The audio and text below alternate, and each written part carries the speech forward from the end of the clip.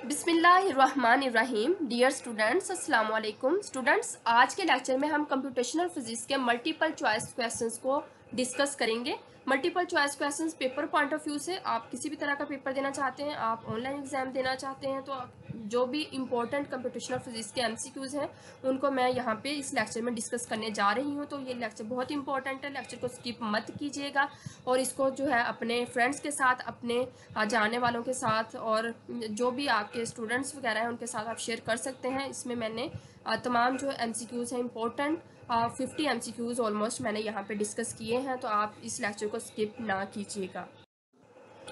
Students, यहाँ पे अगर हम एमसीक्यू नंबर 1 की बात करते हैं तो मैं इनको एक्सप्लेन करने से पहले मैं ये ज़रूर बताना चाहूँगी कि ये सीक्वेंस वाइज मैंने अरेंज नहीं किए हैं। जो मैंने इनिशियल प्रोग्रामिंग के बारे में आपको इंट्रोडक्शन दिया था और बाद में जो हमने एक्सटेंडेड मेथड डिस्कस किए थे उन सब को मैंने यूज़ करते हुए तो ये मर्ज एमसीक्यूज़ क्रिएट किए हैं। सीक्वेंस वाइज नहीं होंगे, सारे जो है मिक्सअप है। और दूसरी बात ये कि मैं इनको बहुत ज़्यादा एक्सप्लेन नहीं करूँगी। जिन्होंने मेरे लेक्चर्स देखे हुए हैं, लिए हुए हैं, उनको इनका आंसर करने में आई होप कि इतना प्रॉब्लम नहीं होगा। ईजी जो वे है उसमें मैंने ये एमसीक्यूज़ क्रिएट किए हैं। इसके अलावा जहाँ पे एक्सप्लेनेशन चाहिए होगी वो मैं साथ साथ देती जाऊँगी। तो अगर एमसीक्यू नंबर 1 की बात करते हैं, in which method solution of curve is approximated by drawing the tangent in each interval. तो हम किस मेथड के अंदर अप्रोक्सीमेट करते हैं कर्व को, उसके ऊपर टेंजेंट ड्रॉ करते हुए। तो ये मैंने जब न्यूटन राफसन मेथड करवाया था, मैंने बताया था कि न्यूटन राफसन मेथड के अंदर हम जो है टेंजेंट लाइन ड्रॉ करते हैं किसी कर्व के ऊपर और फिर हम फंक्शन को अप्रोक्सीमेट करते हैं। उसके बाद MCQ number 2, which one is numerical integration technique. इनमें से कौन सा जो टेक्निक या मेथड है वो न्यूमेरिकल इंटीग्रेशन को रिप्रेजेंट करता है। तो आप जानते हैं मैंने linear, non linear, integration and differentiation या डिफरेंशियल मेथड जो है वो सब के बारे में आपको अलग अलग से इंट्रोडक्शन दिया था। तो इनमें से जो आपको ऑप्शंस गिवन है, like option number A Runge Kutta method, option number B second method, option number C Euler method and option number D is none of these. तो आप जानते हैं कि इनमें से जो न्यूमेरिकल इंटीग्रेशन यानी इंटीग्रेशन का जो है कोई भी मेथड नहीं है, तो इसलिए इसका जो ऑप्शन है, राइट आंसर है, वो आपके पास ऑप्शन नंबर डी करेक्ट होगा।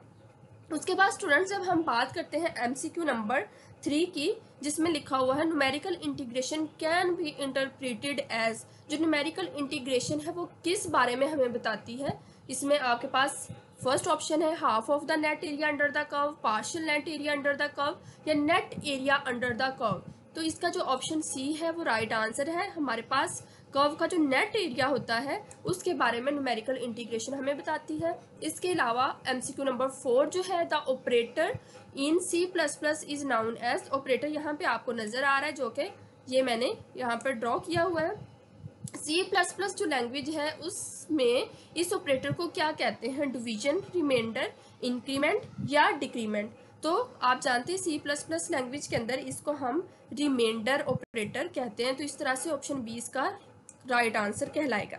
उसके बाद MCQ number 5, Jacobi method is also known as. Jacobi method को और क्या कहते हैं, आपके पास यहाँ पे 4 ऑप्शंस गिवन है। तो जब मैंने जैकोबी मेथड करवाया था मैंने बताया था कि इसको हम डायगोनल मेथड कहते हैं, क्योंकि हम इसमें डायगोनल के अलोंग या डायगोनल यूज करते हुए हम इस मेथड को सॉल्व करते हैं। इसके अलावा जो एमसीक्यू नंबर 6 है, द ऑपरेटर A++, यहाँ पे आपके पास A रिप्रेजेंट कर रहा है किसी भी ऑपरेटर को। इसको C से भी रिप्रेजेंट कर सकते हैं, B से, किसी भी अदर वर्ड से रिप्रेजेंट कर सकते हैं। A जो है मैंने ऑपरेटर के तौर पर यूज़ किया है और आगे जो प्लस 2 साइन है वो आपको एक कंबाइन होते हुए इस ऑपरेटर के साथ एक प्रीफिक्स को शो कर रहे हैं। एक जो है आपके पास एक्सप्रेशन को रिप्रेजेंट कर रहे हैं। तो इस एक्सप्रेशन को क्या कहते हैं, इसको प्री इंक्रीमेंट कहते हैं, इसको पोस्ट इंक्रीमेंट कहते हैं, इसको प्री डिक्रीमेंट कहते हैं, या ये ऑल ऑफ दीज है। तो स्टूडेंट्स, आप जानते हैं कि प्लस प्लस जब हम किसी भी ऑपरेटर के साथ लिखते हैं, पहले ऑपरेटर से लिखते हैं या बाद में लिखते हैं, तो वो आपके पास इंक्रीमेंट कहलाता है। और जो माइनस माइनस जब आप लिखते हैं किसी ऑपरेटर के साथ, तो वो आपके पास डिक्रीमेंट कहलाता है। अगर वो ऑपरेटर से पहले लिखा जाए तो वो प्री इंक्रीमेंट कहलाता है, अगर वो ऑपरेटर के बाद लिखा जाए तो वो पोस्ट इंक्रीमेंट या डिक्रीमेंट कहलाता है। तो इस तरह से ये ऑपरेटर आपके पास पोस्ट डिक्रीमेंट कहलाएगा, इंक्रीमेंट कहलाएगा, क्योंकि प्लस प्लस जो है इंक्रीमेंट के लिए और पोस्ट का मतलब ऑपरेटर के बाद में सिंबल को यूज किया गया है। सिमिलरली स्टूडेंट्स, नेक्स्ट जो है एमसीक्यू नंबर 7, इसमें ट्रंकेशन एरर के बारे में डिस्कस किया गया है। जो ट्रंकेशन एरर है इसको मैंने आपको करवाया था। ट्रंकेशन एरर 2 से 3 मेथड के अंदर अपेयर होती है। सिम्पसन मेथड में भी होती है, इसके अलावा गॉस एलिमिनेशन मेथड में होती हैं। इसके अलावा जो है ये स्टेप साइज जो है रिड्यूस करने के लिए और रंगी कुटा जो मेथड है उसके अंदर भी ये एरर्स होती हैं। तो जो इनकी रेशियो है ट्रंकेशन एरर की राउंड ऑफ एरर के साथ, उसकी जो है वैल्यू पूछी गई है कि वो 1.1 है, 1:1 है, 1:2 है, 2:1 है या 1:3 है। तो इसमें जो इसका राइट आंसर है वो है 2:1, यानी कि ऑप्शन नंबर सी। जो आपके पास रेशियो है यानी ट्रंकेशन एरर की रेशियो और राउंड ऑफ एरर की रेशियो वो 2:1 होती है। इसके अलावा नेक्स्ट जो है MCQ number 8, the error in the Simpson's 1/3 rule. जो सिम्पसन 1/3 रूल है इसके अंदर जो एरर होती है, एग्जिस्ट करती है न्यूमेरिकल इंटीग्रेशन के साथ, उसका स्टेप साइज एज के साथ क्या रिलेशनशिप है। एज जो है आप जानते हैं स्टेप साइज को रिप्रेजेंट करता है, तो जो एरर है वो स्टेप साइज के साथ किस तरह से वेरी करती है। क्या वो एज के साथ ही वेरी करती है, वो एज स्क्वायर के साथ करती है, एज क्यूब के साथ या एज 4 के साथ। तो इसका जो करेक्ट आंसर है वो है एज स्क्वायर, यानी option number B. Next MCQ number 9, errors में occur in performing numerical computation on the computer due to. जो एरर्स होती हैं, जो मैंने आपको सेकंड या थर्ड लेक्चर में बताया था कि आपके पास different type of errors exist करती हैं जब आप प्रोग्रामिंग कर रहे होते हैं कंप्यूटर के अंदर। तो वो एरर जो है वो किस वजह से होती है, उसमें आपको जो ऑप्शंस गिवन है, राउंड ऑफ एरर्स हैं, वो पावर फ्लक्चुएशंस हैं, ऑपरेटर या प्रोग्रामर फटीग, यानी कि जो भी प्रोग्राम कर रहा है या ऑपरेटर ऑपरेट कर रहा है सॉफ्टवेयर को, वो थक गया है उसकी थकावट की वजह से। तो ये जो आपके पास एरर्स जनरेट होती हैं, क्रिएट होती हैं, किस वजह से होती हैं, तो आप जानते हैं कि ये तमाम वजह हैं। पावर फ्लक्चुएशन यानी लाइट का कम होना, वोल्टेज का कम होना, लाइट का ऑफ हो जाना, राउंड ऑफ एरर जो है राउंड ऑफ करने से वैल्यूज़ को, इसके अलावा जो प्रोग्रामर की अपनी गलती या उसकी थकावट की वजह से या वो गलत डाटा इनपुट कर देता है, तो इन वजह से भी जो एरर क्रिएट होती हैं। इसमें आपके पास ऑप्शन नंबर डी जो है वो करेक्ट आंसर कहलाएगा। नेक्स्ट एमसीक्यू नंबर 10 की बात करते हैं। What will be the output of conditional statement if you use 1। तो स्टूडेंट, कंडीशन का मतलब है आप कंडीशन लगाते हैं। कंडीशन के लिए कंडीशनल ऑपरेटर यूज होते हैं, यानी कि less than, greater than, less than और equal to, greater than, equal to, not equal to, वो आपके पास कहलाते हैं कंडीशनल ऑपरेटर्स। उनको यूज़ करते हो जब हम कोई कंडीशन बनाते हैं। तो अगर आपके पास आंसर 1 आता है या आप खुद 1 पुट करते हैं, तो 1 का मतलब आप जानते हैं ट्रू होता है और 0 का मतलब फॉल्स होता है। सिमिलरली ऑन का मतलब ट्रू एंड ऑफ का मतलब फॉल्स। ये जस्ट लाइक आप जानते हैं कि आपने बूलियन अलजब्रा से आप फेमिलियर होंगे। आप गेट्स के अंदर नॉट, एंड, और गेट, एक्सक्लूसिव और गेट्स के अंदर आप इन नोटेशंस के बारे में पहले से भी फेमिलियर हैं कि 1 और 0 का क्या मतलब है। तो 1 का मतलब ट्रू होता है, चाहे वो आपके पास रिजल्ट के तौर पर आ रहा है, चाहे वो आप पुट करें। एंड 0 का मतलब फॉल्स, या फिर जो है आप चाहें तो उसको ऑफ कह सकते हैं। उसके बाद नेक्स्ट जो है MCQ number 11, the expected value of random variable. आपके पास जो रैंडम वेरिएबल होते हैं उनकी एक्सपेक्टेड वैल्यू क्या कहलाती है। इसमें आपको जो है ऑप्शंस फर्दर गिवन है। Most likely value of random variable, and other term for the mean value, similarly also called a variance, similarly can not be greater than 1। तो जो आपके पास एक्सपेक्टेड वैल्यू होती है किसी भी रैंडम वेरिएबल की, उसको हम वेरिएंस भी कहते हैं। It is also known as variance. So option C is the right answer. The expected value of random variable is also called a variance. उसके बाद next MCQ number 12, the numerical solution of partial differential equation is. जो partial differential equations होते हैं उनको हम किस तरह से सॉल्व कर सकते हैं। उनको हम लीनियर इक्वेशंस या नॉन लीनियर इक्वेशंस दोनों मेथड से सॉल्व कर सकते हैं। तो इस तरह से जो इसका ऑप्शन सी है वो राइट आंसर कहलाएगा, बोथ ए एंड बी। यानी कि न्यूमेरिकल सॉल्यूशन फाइंड आउट करने के लिए पार्शियल डिफरेंशियल इक्वेशन का, चाहे वो लीनियर हो या नॉन लीनियर हो, हम उनको सॉल्व कर सकते हैं। नेक्स्ट स्टूडेंट, आपके पास एमसीक्यू नंबर 13 आ जाता है कि कंप्यूटेशनल फिजिक्स जो है ये एस्टिमेट करती है किन फिजिकल प्रॉब्लम्स को। Computational physics is use to estimate the physical problems for which qualitative theory exist, quantitative theory exist. तो ये भी मैंने ड्यूरिंग लेक्चर बताया था कि आपके पास जो कंप्यूटेशनल फिजिक्स है ये क्वांटिटेटिव थ्योरी है। क्वांटिटेटिव थ्योरी इसलिए, क्वालिटेटिव का मतलब होता है जिसमें तमाम जोन्स आ जाएं, तमाम ब्रांचेस, तमाम जो है आपके पास ऑल फील्ड्स आ जाएं। लेकिन जो कंप्यूटेशनल फिजिक्स है इसमें ऑल फील्ड्स नहीं आती, इसमें कंप्यूटर, मैथ एंड जो है फिजिक्स का ये है ओवरब्रिज है, या इसको आप कह सकते हैं कि लिंक है physics, math and computer science का, तो इसलिए इसको हम क्वांटिटेटिव थ्योरी कहते हैं। इसके अलावा जो MCQ नंबर 14 है, which method provides best estimation to numerical problems. आपको मेथड गिवन है, इनमें से कौन सा मेथड है जो बेस्ट है, यानी कि ये है तो सारे ही जो है ये तमाम मेथड जो कि मैंने यहाँ पे लिखे हुए हैं सारे ही एस्टिमेट करते हैं न्यूमेरिकल प्रॉब्लम्स को, लेकिन बेस्ट एस्टिमेट इनमें से कौन सा मेथड करता है। जो इसमें फर्स्ट ऑप्शन है वो है रिमन सम, सेकंड जो है वो है ट्रेपेजॉइडल, थर्ड वन है सिम्पसन 1/3 रूल एंड डी है ऑप्शन क्रैमर्स रूल। तो इसमें जो सिम्पसन 1/3 रूल है ये आपके पास बेस्ट एस्टिमेट करता है न्यूमेरिकल प्रॉब्लम्स को। Next MCQ number 15 for Simpson rule, number of intervals. Simpson rule के अंदर जो नंबर ऑफ इंटरवल्स हैं वो इवन होते हैं, ओड होते हैं, इधर इवन और ओड, नन ऑफ दीज। तो ये आपके पास इवन भी होते हैं और ओड भी होते हैं, तो इसलिए जो ऑप्शन सी है इसका राइट आंसर। इसके बाद MCQ number 16 for trapezoidal rule, estimation is closest to exact value या exact result when number of sub intervals are. Trapezoidal rule के अंदर जो एस्टिमेशन है वो क्लोजेस्ट होती है एग्जैक्ट जो रिजल्ट है उसके, जब नंबर ऑफ इंटरवल्स आपके पास 2 हो, 4 हो, 6 हो या 8 हो, तो 4 जो आपके पास नंबर ऑफ इंटरवल है इस पे एस्टिमेशन जो है वो क्लोजेस्ट होती है एग्जैक्ट रिजल्ट के। नेक्स्ट आपके पास MCQ number 17 numerical techniques provide. जो न्यूमेरिकल टेक्निक्स या न्यूमेरिकल मेथड्स हैं ये किस बारे में इंफॉर्मेशन देते हैं? Estimation to analytical solution, estimation to exact solution, estimation to exact analytical solution या ऑल ऑफ दीज। तो इसका आंसर है ऑल ऑफ दीज। आप इसमें एस्टिमेट कर सकते हैं एग्जैक्ट सोल्यूशन के लिए भी और एनालिटिकल और एग्जैक्ट प्लस एनालिटिकल दोनों के लिए। Next MCQ number 18 cramp Nicholson method for the numerical solution of partial differential equations is the extension of.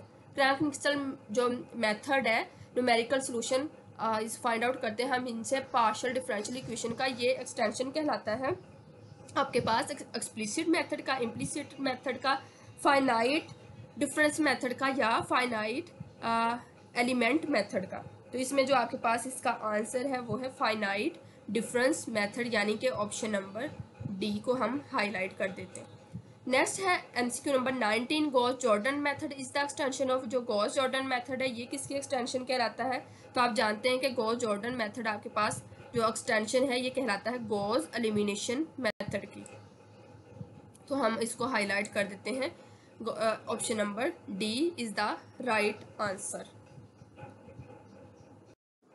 Next students, अगर हम MCQ नंबर 20 की बात करते हैं तो इसमें आपने एल्गोरिदम डेवलप करना है न्यूमेरिकल सोल्यूशन के लिए, और C++ के अंदर फिर आप कौन सा स्ट्रक्चर जो है अप्लाई करेंगे फॉर मल्टीपल आइट्रेशन। तो स्टूडेंट्स याद रहे मैंने पहले भी बारहा मरतबा बताया है कि जब आइट्रेशन की बात होगी तो आप हमेशा जो है वो लूप स्ट्रक्चर डिस्कस करेंगे या लूप स्ट्रक्चर राइट करेंगे, क्योंकि आइट्रेशन के लिए हम हमेशा लूप स्ट्रक्चर अप्लाई करते हैं। नो डाउट यहाँ पे जो ऑप्शन नंबर ए और बी है वो भी आपके पास मल्टीपल टास्किंग स्ट्रक्चर्स हैं, यानी कि आप मल्टीपल वैल्यूज़ को प्रिंट करवाना चाहते हैं सेम टाइम पर, तो आप इफ एल स्ट्रक्चर या स्विच स्ट्रक्चर यूज़ करते हैं। लेकिन जब भी आइट्रेशन की बात होगी तो हमेशा आपके पास लूप स्ट्रक्चर आएंगे, तो इसलिए MCQ नंबर 20 का जो राइट आंसर है वो ऑप्शन सी कहलाएगा, यानी कि लूप स्ट्रक्चर।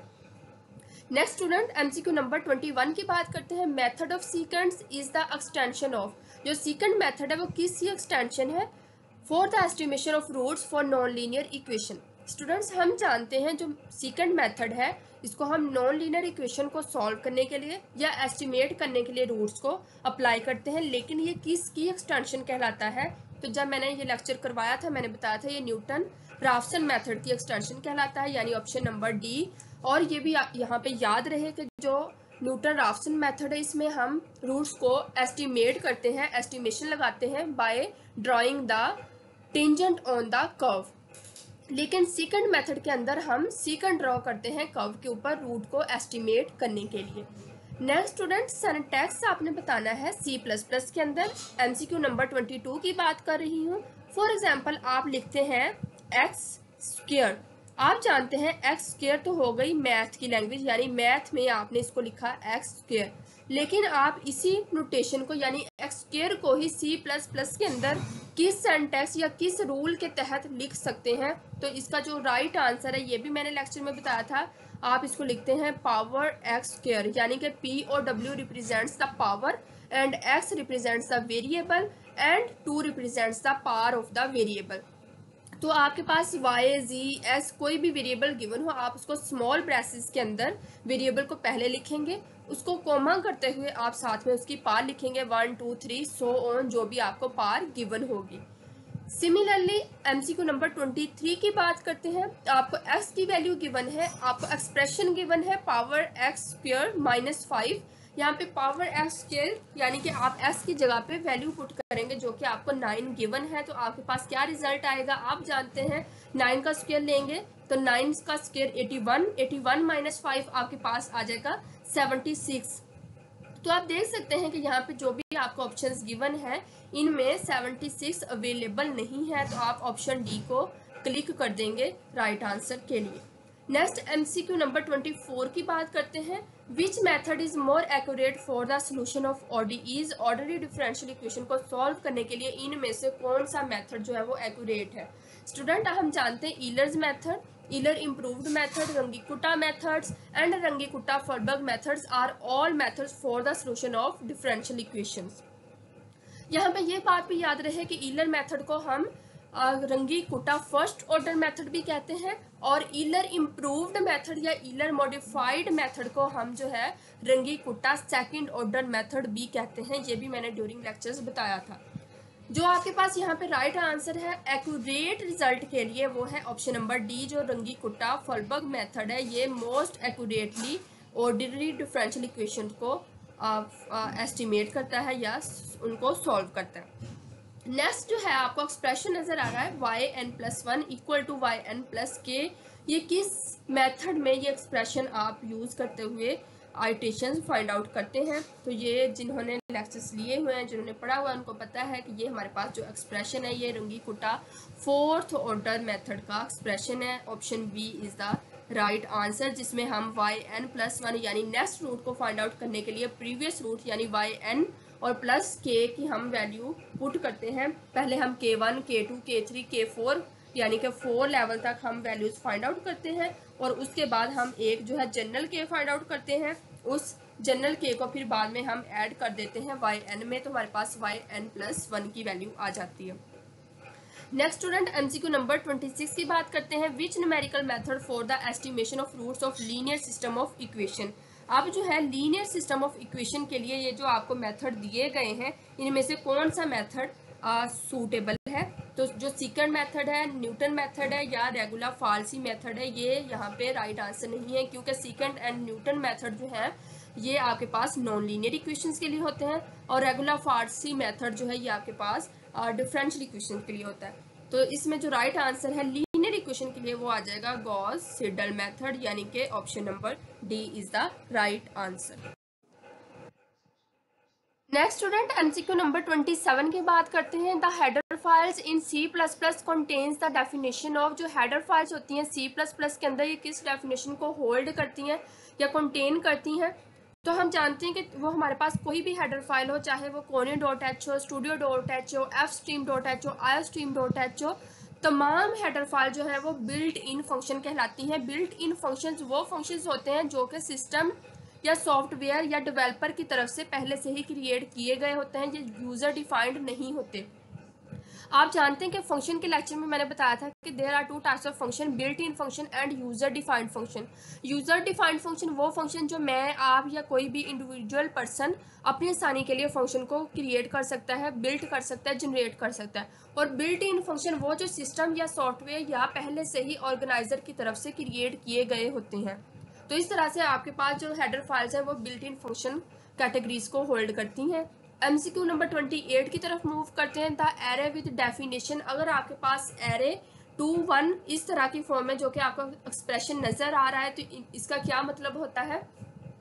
तो जो आपके पास ARR है वो रिप्रेजेंट कर रहा है एरे को, और उसके बाद जो कैपिटल ब्रैकेट और 2 है, हमेशा जो पहली ब्रैकेट और उसके अंदर जो भी वैल्यू हो, चाहे वो 1 हो, 0 हो, 2 हो, वो रिप्रेजेंट करता है रो को, और जो सेकंड ब्रैकेट होगी उसके अंदर जो भी वैल्यू होगी 0, 1, 2, 3 वो रिप्रेजेंट करेगा कॉलम को। तो इसका जो राइट आंसर है वो बी राइट आंसर है, यानी कि 2 रोज एंड 1 कॉलम। हमेशा याद रखना है कि फर्स्ट जो आपके पास ब्रैकेट होंगी उसके अंदर जो भी वैल्यू होगी वो रो को रिप्रेजेंट करेगी, और सेकंड ब्रैकेट के अंदर जो भी वैल्यू होगी वो कॉलम को रिप्रेजेंट करेगी। तो MCQ नंबर 28 का right answer 2 rows and 1 column कहलाएगा। नेक्स्ट MCQ नंबर 29 की बात करते हैं। The value obtained from Simpson's rule depends on the nature. जो हम वैल्यू ऑब्टेन करते हैं सिम्पसन रूल से, ये किस नेचर के ऊपर डिपेंड करती है? वेरिएबल, इंटरवल, कर्व या ऑल ऑफ दीज। तो हमारे पास जो सिम्पसन रूल की वैल्यू है जो हम ऑब्टेन करते हैं, वो उसकी जो नेचर होती है वो कर्व नेचर के ऊपर डिपेंड करती है। नेक्स्ट MCQ नंबर 30 की जब हम बात करते हैं students, which of the following shapes is generally preferred in case of application of Simpson rule. जो सिम्पसन रूल है इसको अप्लाई करने के लिए एज एन एप्लीकेशन हम किस शेप को इस्तेमाल करते हैं? तो इसका राइट आंसर है ट्रेपेज़ॉइड, ट्रेपेज़ॉइडल या ट्रेपेज़ॉइडल जो आपके पास शेप्स होती हैं उनके लिए हम जो है सिम्पसन रूल को एज एन एप्लीकेशन अप्लाई करते हैं। Next MCQ number 31, the bisection method is also known as. Bisection method को और क्या कहते हैं? तो मैंने आपको इसके 3 से 4 नेम और बताए थे। तो इनमें जो आपको गिवन ऑप्शन है, इनमें जो राइट आंसर है वो ऑप्शन नंबर सी है, क्योंकि हम जानते हैं कि बाइसेक्शन मेथड जो है also known as binary search method. इसमें आपको 2 इंटरवल्स यानी कि इनिशियल वैल्यू और लास्ट यानी इंटरवल की वैल्यू गिवन होती है A to B, तो उसके दरमियान आप जो है रूट को सर्च करते हैं, इसलिए इसको बाइनरी सर्च मेथड भी कहते हैं। Next MCQ number 32, in C++ the operator is known as. C++ के अंदर जो इक्वल का ऑपरेटर इसको क्या कहते हैं? आप जानते हैं मैथ की लैंग्वेज में तो ये आपके पास इक्वल टू ऑपरेटर कहलाता है, लेकिन C++ में इसको असाइनमेंट ऑपरेटर कहते हैं। असाइनमेंट ऑपरेटर इसको इसलिए कहते हैं कि इस ऑपरेटर के थ्रू हम वेरिएबल को वैल्यू असाइन करते हैं। तो इस तरह से आप इसको MCQ नंबर 32 का जो आपके पास C ऑप्शन है इसको आप जो है इस तरह से हाईलाइट कर देंगे, ये आपके पास करेक्ट आंसर है, क्योंकि हम इस ऑपरेटर के थ्रू वेरिएबल को वैल्यूज असाइन करते हैं, इसलिए इसको असाइनमेंट ऑपरेटर भी कहते हैं। उसके बाद next MCQ number 33, use bisection method to find out the root of x minus sine x minus 0.5 equal to 0। अब स्टूडेंट्स बाइसेक्शन मेथड ये बेसिकली एक जो है प्रॉब्लम या न्यूमेरिकल या आप इसको एग्जांपल कह लें, बाइसेक्शन मेथड के थ्रू आपने इसको सॉल्व करना है। जो यहाँ पे x minus sine of x minus 0.5 ये आपको फंक्शन गिवन है, f ऑफ x गिवन है, और बिटवीन 1 एंड 2 आपको बेसिकली एक इंटरवल गिवन है। तो मैंने जब बाइसेक्शन मेथड वाला आपको लेक्चर करवाया था तो मैंने आपको बताया था कि आपने किस तरह से इंटरवल को यूज़ करते हुए किसी भी फंक्शन के लिए रूट्स को फाइंड आउट करना है। ये आपके पास इस तरह से 1 और 2 का इंटरवल क्रिएट हो जाएगा। आप इस इंटरवल यानी A और B, 1 यहाँ पे रिप्रेजेंट कर रहा है A वैल्यू को और जो 2 है वो रिप्रेजेंट कर रहा है B वैल्यू को। तो A और B को यूज़ करते हुए आपने इस फंक्शन के लिए रूट्स फाइंड आउट करनी है। तो जो मैंने रूट अभी फाइंड आउट की है स्टूडेंट्स, मेरे पास इसका आंसर जो है वो ऑप्शन नंबर D आ रहा है, does not, root does not exist. क्यों? क्योंकि स्टूडेंट्स जब मैंने बाइसेक्शन मेथड आपको करवाया था तो मैंने ये इसकी स्पेसिफिकेशन बताई थी, इसमें आपके पास हमेशा एक रूट नेगेटिव आती है और एक रूट पॉजिटिव आती है। जैसे ही आप f(1) और f(2) के लिए वैल्यू फाइंड आउट करते हैं तो आपको पता चल जाता है एक वैल्यू नेगेटिव है एक पॉजिटिव है, तो आप कह सकते हैं कि आपके पास जो आपको रिक्वायर्ड रूट है वो होल्ड कर रही है इस इंटरवल के दरमियान। लेकिन अगर आपके पास दोनों वैल्यूज नेगेटिव आ रही हैं, ये दोनों वैल्यूज ही पॉजिटिव आ रही हैं f ऑफ A के लिए भी और f ऑफ B के लिए भी, तो फिर आप ये कहेंगे कि रूट जो है वो एग्जिस्ट नहीं करती इंटरवल के दरमियान। तो इसलिए इसका जो राइट आंसर है वो D। इसका अगर किसी को सोल्यूशन चाहिए होगा तो वो भी मैं शेयर कर दूंगी, और इसके अलावा मैं इसको सॉल्व करने का मैंने मेथड बाइसेक्शन मेथड में बताया हुआ है कि आप पहले f(1) के लिए यानी x की जगह पे 1 वैल्यू पुट करेंगे इसी फंक्शन के अंदर, तो आप f(1) वैल्यू फाइंड आउट कर लेंगे। उसके बाद f(2) यानी 2 को x की जगह पुट करते हुए 2 की वैल्यू फाइंड आउट करेंगे। उसके बाद आप मीन फाइंड आउट करेंगे यानी 1 + 2 जो इंटरवल है उसको ऐड करते हुए 2 पे डिवाइड करते हुए आप मीन निकालेंगे। उसके बाद आप f of mean find out करेंगे, यानी जो मीन की वैल्यू आप निकालेंगे, यानी जैसे 1 और 2 है इसकी मीन वैल्यू आएगी 1.5। तो आप 1.5 को इस फंक्शन के अंदर जो ये x minus sine of x 0.5 वाला फंक्शन आपको गिवन है, इस फंक्शन के अंदर आप पुट करते हुए एफ ऑफ m निकालेंगे। उसके बाद आप एफ ऑफ 1 को यानी कि फर्स्ट वैल्यू को और एफ ऑफ m की वैल्यू को मल्टीप्लाई करेंगे, तो जो आपके पास रिजल्ट आएगा वो रिप्रेजेंट करेगा कि वो आपके पास रूट जो है नियर अबाउट है इंटरवल में या इंटरवल में एग्जिस्ट करती है या नहीं करती। नेक्स्ट स्टूडेंट्स, आपके पास MCQ नंबर 34 है। एक्सप्रेशन गिवन है, सिंपल सा एक्सप्रेशन है। आपने 12 में 8 को जमा करना है और 2 पे इसको रिमाइंडर चेक करना है। यहाँ पे जो आपको ये सिंबल नज़र आ रहा है 2 के साथ, ये रिप्रेजेंट कर रहा है रिमाइंडर को। तो आप क्या करेंगे, सिंपली आप 8 जमा 12 करेंगे। ये जो आपके पास ऑपरेटर है ये रिमाइंडर ऑपरेटर कहलाता है 2 के साथ। तो आप 2 के साथ इसका रिमाइंडर चेक करेंगे। एज वी नो दैट 12 + 8 = 20, और जब हम उसको 2 पे डिवाइड करेंगे 20 को, तो हमारे पास रिमाइंडर में कुछ नहीं आएगा, तो ऑप्शन सी इसका जो है वो राइट आंसर कहलाएगा। नेक्स्ट आपके पास अगेन एक प्रॉब्लम है, एग्जांपल है। सेकंड मेथड को आपने यूज़ करते हुए इस फंक्शन को सॉल्व करना है, रूट को आपने एस्टिमेट करना है, और आपको इनिशियल गैसेस गिवन है 3 और 4 की फॉर्म में। आप क्या करेंगे, आप 3 को सेट कर लेंगे as x0 first initial guess, और 4 को जो है आप सेट कर लेंगे x1 सेकेंड इनिशियल गैस। और आपके पास जो फंक्शन है वो x² - 4 की फॉर्म में गिवन है। तो आप इसके ऊपर सेकंड मेथड अप्लाई करेंगे। स्टूडेंट, आप जानते हैं सेकंड मेथड कैसे फाइंड आउट करते हैं। आप सबसे पहले x0 यानी 3 की वैल्यू के लिए एक जो है वैल्यू निकाल लेंगे फंक्शन के अंदर पुट करते हुए। उसके बाद आप 4 को पुट करते हुए एक जो है सेकंड वैल्यू निकाल लेंगे फंक्शन में, यानी कि पहले आप x की जगह पे 3 पुट करेंगे, उसके बाद आप 4 पुट करेंगे और 2 वैल्यूज निकाल के रख लेंगे। उसके बाद आप फार्मूला अप्लाई करेंगे जो सेकंड का मैंने आपको बताया था, xn + 1 = xn - f of xn multiplication with xn - xn - 1 divided by f of xn - f of xn - 1। इस फार्मूला में आपने जो वैल्यूज कैलकुलेट की हैं उनको पुट करेंगे बाय पुटिंग n = 1, क्योंकि x = 0 और x = 1 तो आपके पास अवेलेबल है। उसको आप जो है नेक्स्ट रूट फाइंड आउट करने के लिए इस्तेमाल करेंगे। तो नेक्स्ट रूट आप जो है तभी फाइंड आउट करेंगे अगर आप n = 1 पुट करेंगे। तो n को 1 पुट करने से आपके पास 1 + 1 x2 हो जाएगा। तो वो मैंने सारा कैलकुलेट किया है। आपको सोल्यूशन चाहिए होगा तो मैं जो है इसको शेयर कर दूंगी, या मैं अभी जो है इसको लास्ट पे इसका सोल्यूशन शेयर कर दूंगी। तो इसका जो सोल्यूशन है वो है मेरे पास आ रहा राइट आंसर। नेक्स्ट रूट जो है 2.285।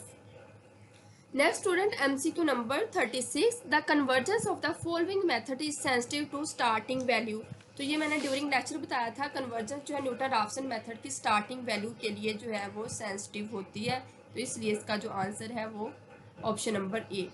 Next MCQ number 37, the loop which never and is called. ऐसा लूप जो कभी भी एंड नहीं होता उसको हम कहते हैं infinite loop. For loop contains 3 expressions. Students, आप जानते हैं मैंने आपको 3 टाइप ऑफ लूप्स करवाए थे, जिसमें आपके पास वाइल लूप था, डू वाइल लूप था या फॉर लूप था थर्ड वन। तो यहाँ पे थर्ड वन जो लूप था फॉर लूप, उसी की बात हो रही है। उसके एक्सप्रेशन में या उसका जो सिंटैक्स है उसको किस तरह से हम जो है राइट करते हैं, उसमें फर्स्ट आपके पास होता है इनिशियलाइजेशन, सेकंड होता है आपके पास टेस्ट या कंडीशन जो कि आप greater than equal to less than की फॉर्म में अप्लाई करते हैं, और थर्ड जो उसका पार्ट होता है फॉर लूप का वो क्या कहलाता है, डिक्रीमेंट, वैलिडेशन, इंक्रीमेंट या बोथ ए एंड सी। तो अगर आपको फॉर लूप से आप फेमिलियर हैं, आप जानते हैं फॉर लूप क्या होता है, तो हम जानते हैं कि इसका जो राइट आंसर है ए और सी, क्योंकि थर्ड स्टेप में फॉर लूप के अंदर हम इंक्रीमेंट या डिक्रीमेंट करते हैं एक्सप्रेशन में। MCQ number 39, a loop with in a loop is called. एक लूप के अंदर दूसरा लूप क्या कहलाता है, infinite loop, nested loop, complex loop. तो ये डेफिनेशन है नेस्टेड लूप की। नेस्टेड लूप के अंदर एक लूप के अंदर दूसरा लूप, दूसरे लूप के अंदर तीसरा लूप आप रख सकते हैं। तो इस तरह से आपके पास नेस्टेड स्ट्रक्चर क्रिएट हो जाता है। MCQ number 40, when are relational expression is false it has the value. जब आपके पास कोई रिलेशनल एक्सप्रेशन, रिलेशन का मतलब less than, greater than, equal to, ऐसा एक्सप्रेशन जो फॉल्स होता है तो इसके उसमें आपके पास कौन सी वैल्यू आती है, 0, 1, लेस देन 0 या ग्रेटर देन 1। तो इसका आंसर है फॉल्स की फॉर्म में 0 और ट्रू की फॉर्म में 1। नेक्स्ट स्टूडेंट्स, आपके पास MCQ नंबर 41 MCQs में आपसे पूछा गया है which loop structure always executes at least once. आपके पास कौन सा लूप स्ट्रक्चर है जो कि एक मरतबा ज़रूर एग्जीक्यूट हो जाता है, रन हो जाता है बिफोर टेस्टिंग ऑफ कंडीशन को चेक करने से पहले। तो आप जानते हैं कि आपने जो लूप स्ट्रक्चर पढ़े उनमें डू वाइल लूप एक ऐसा लूप है जिसमें एक मरतबा स्टेटमेंट ज़रूर रन हो जाती है, एग्जीक्यूट हो जाती है कंडीशन को चेक करने से पहले, क्योंकि डू वाइल का मतलब ही डू का मतलब है कर दो, यानी कि एक स्टेटमेंट पहले ही एग्जीक्यूट कर दो और बाद में वाइल का मतलब बाद में कंडीशन को चेक किया जाएगा। तो इस तरह से इसका आंसर जो है वो ऑप्शन ए कहलाएगा। Next 42 MCQ, which is correct general formula of Simpson 1/3 rule. जो सिम्पसन 1/3 रूल है उसका जो करेक्ट जनरल फार्मूला है वो आपने बताना है और वो है आपके पास ऑप्शन नंबर बी। यहाँ पे ये आपके पास हमेशा स्टेप साइज को आप 3 पे डिवाइड करते हैं और आपके पास जो general function F of x की फॉर्म में होता है, यानी एफ ऑफ एक्स नोट जो इनिशियल वैल्यू होती है एक्स नोट की फॉर्म में, उसको आप लिखते हुए प्लस आप 4 टाइम इसके अंदर जो है ओड वैल्यूज को ओड फंक्शन को ऐड करते हैं एंड सो ऑन करते हुए प्लस आप 2 टाइम्स इसके अंदर जो इवन वैल्यूज हैं उनको ऐड करते हैं, यानी कि ऑप्शन बी इसका जो है राइट आंसर है। आप देख सकते हैं यहाँ पे सीक्वेंस 1, 3 और 5 यानी ओड वैल्यूज और ये 4 टाइम्स हैं इधर यहाँ पे 4, और सिमिलरली जो सेकंड इसका पार्ट है वो 2 टाइम्स है इवन फंक्शन। आप देख सकते हैं यहाँ पे x2, x4 एंड x6। तो इस तरह से ये आपके पास फार्मूला कहलाता है 1/3 रूल ऑफ सिम्पसन।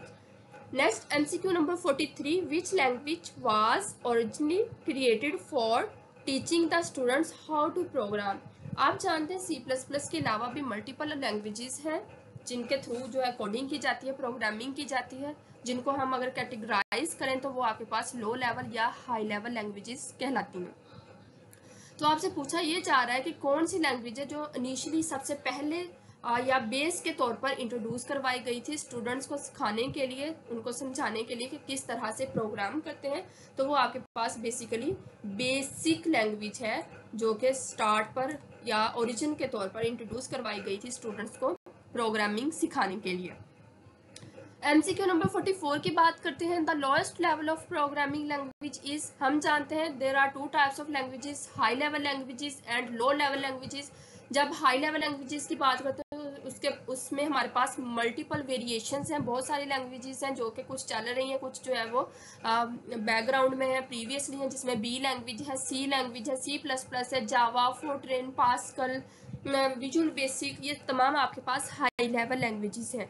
यहाँ पे जो आपको गिवन ऑप्शंस हैं इनमें आपने जो लो लेवल लैंग्वेज है वो सर्च करनी है और लो लेवल लैंग्वेजेस 2 ही हैं, assembly language and machine language. तो यहाँ पे जो करेक्ट आंसर है वो असेंबली लैंग्वेज आ जाएगा जो कि लो लेवल लैंग्वेज है। इसके बाद स्टूडेंट्स फर्दर अगर आपको इन्फॉर्मेशन चाहिए तो उसके लिए मेरे लेक्चर्स अवेलेबल है। असेंबली लैंग्वेज या जो मशीन लैंग्वेज है इनमें से जो डायरेक्टली अंडरस्टैंडेबल है कंप्यूटर के लिए वो मशीन लैंग्वेज है। कंप्यूटर मशीन लैंग्वेज को डायरेक्टली अंडरस्टैंड करता है, वो बाइनरी लैंग्वेज भी कहलाती है क्योंकि वो 0 और 1 की फॉर्म में होती है। जबकि असेंबली लैंग्वेज भी जो है no doubt low level language तो है लेकिन कंप्यूटर इसको डायरेक्टली अंडरस्टैंड नहीं करता, तो इसको कन्वर्ट किया जाता है असेंबलर के थ्रू जो कि इसको कंप्यूटर की फॉर्म में, कंप्यूटर की अंडरस्टैंडेबल फॉर्म में कन्वर्ट कर देता है और देन कंप्यूटर उसको अंडरस्टैंड कर लेता है। नेक्स्ट MCQ नंबर 45 की बात करते हैं। A special value that marks the end of a list of input data is called. जब हम डाटा इनपुट कर रहे होते हैं तो एक स्पेशल वैल्यू जो लास्ट पर एंटर की जाती है और वो marks the end of list कहलाती है, उसको और क्या कहते हैं? Termination, sentinel value, loop control value या इनपुट वैल्यू। तो इसका जो आंसर है वो है सेंटिनल वैल्यू। जब भी आपको डाटा इनपुट कर रहे होते हैं तो जो स्पेशल वैल्यू लास्ट पर एंटर की जाती है मार्क्स अप के तौर पर उसको सेंटिनल वैल्यू भी कहते हैं।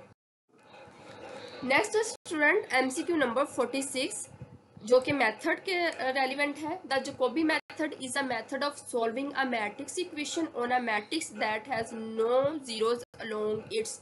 जैकोबी मेथड के बारे में ये स्टेटमेंट है और ये करता क्या है, इसमें हम आप जानते हैं हम रो ऑपरेशन अप्लाई करते हैं और मैट्रिक्स की फॉर्म में हम कन्वर्ट करते हैं जो हमें इक्वेशंस गिवन होती हैं। तो इसमें जो इसकी स्पेसिफिकेशन है वो ये है कि इसमें जो लीडिंग डायगोनल है वो इक्वल टू 0 नहीं होना चाहिए। जैकोबी मेथड के अंदर जो लीडिंग डायगोनल है वो कभी भी इक्वल टू 0 नहीं होना चाहिए। तो ये है हमारे पास इसका right answer. MCQ number 47, how many assumptions are there in Jacobi method. तो जब मैंने जैकोबी मेथड का लेक्चर दिया था मैंने बताया था देयर आर टू assumptions कि इसमें आपके पास जो ANN A11 A22 A33 up to ANN है वो इक्वल टू 0 नहीं होगा, उसको नॉट इक्वल टू 0 कहेंगे। या इसकी जो दूसरी assumption है वो ये है कि leading diagonal not equal to 0। MCQ number 48, implicit functions are those function. जो इम्प्लिसिट फंक्शंस होते हैं वो कौन से फंक्शंस होते हैं, उसको हम क्या कह सकते हैं या उनकी स्पेसिफिकेशन क्या है। 4 ऑप्शंस गिवन है। तो इसमें जो राइट आंसर है इम्प्लिसिट फंक्शन के लिए वो ये है कि ये कभी भी आप इनको सॉल्व नहीं कर सकते सिंगल वेरिएबल के लिए। इम्प्लिसिट जो फंक्शंस होते हैं which can not be solve for a single variable. So MCQ number 48 का राइट आंसर जो है वो है option number B, which cannot be solved for a single variable। नेक्स्ट स्टूडेंट MCQ नंबर 49 की बात करते हैं। Iterative formula for Newton's method for the estimation of roots for non linear equations is. जो आइटरेटिव फार्मूला है Newton method का यानी Newton Raphson method का, जहाँ जहाँ पे मैंने न्यूटन मेथड यहाँ पे कंप्यूटेशनल फिजिक्स में यूज़ किया उसका मतलब है न्यूटन राफसन मेथड। तो इसका जो फार्मूला है रूट्स को एस्टिमेट करने का वो मैंने करवाया हुआ है, आप जानते हैं, आप देख लेंगे। इनमें से आप बहुत ध्यान से सर्च करेंगे कौन सा जो एक्सप्रेशन है वो करेक्ट है। तो आप देख सकते हैं यहाँ पे जो ऑप्शन नंबर बी है xn+1 equal to xn minus f of xn divided by f dash of xn। f dash represents the derivative of the function. Again student यह एक्सप्रेशन आपको k की फॉर्म में भी गिवन हो सकता है या आप इस किसी और नोटेशन में भी गिवन हो सकता है, लेकिन इसका जो बेसिक है वो यही रहेगा। आप n की जगह पे k कर लें, z कर लें, कुछ भी और कर सकते हैं, लेकिन जनरल फार्मूला यही रहेगा। नेक्स्ट MCQ नंबर 50 है। Which method is diagonally dominant and converges faster than Jacobi method. यहाँ पे जो 4 ऑप्शंस गिवन है इनमें से कौन सा मेथड ऐसा है जो डायगोनली डोमिनेंट भी होता है और कन्वर्ज भी फास्टली करता है as compare to Jacobi method. तो इन मेथड में से जो गॉस सीडल मेथड है ऑप्शन नंबर डी, ये कन्वर्ज भी फास्टली करता है, फास्टर कन्वर्जेंस होती है इसकी, और डायगोनली डोमिनेंट भी होता है as compare to Jacobi method. Next students, thank you for watching and all my listeners, thank you so much. और जो नए लोग हैं या पुराने लोग भी हैं जिन्होंने मेरे चैनल को सब्सक्राइब नहीं किया हुआ, प्लीज़ मेरे चैनल को ज़रूर सब्सक्राइब किया करें, क्योंकि जो इतनी मेहनत की होती है ना, तो आप सब्सक्राइब करते हैं, आप कमेंट करते हैं, शेयर करते हैं, लाइक करते हैं वीडियोज़ को, तो उससे जो है हमें मज़ीद हम इनकरेज होते हैं और मज़ीद हम आपके लिए बेहतर से बेहतर करने की कोशिश करते हैं। तो जहाँ पे कोई मसला हो, कोई समझ नहीं आई हो, तो आप डिस्कस कर लीजिएगा। थैंक यू एंड अल्लाह हाफिज़।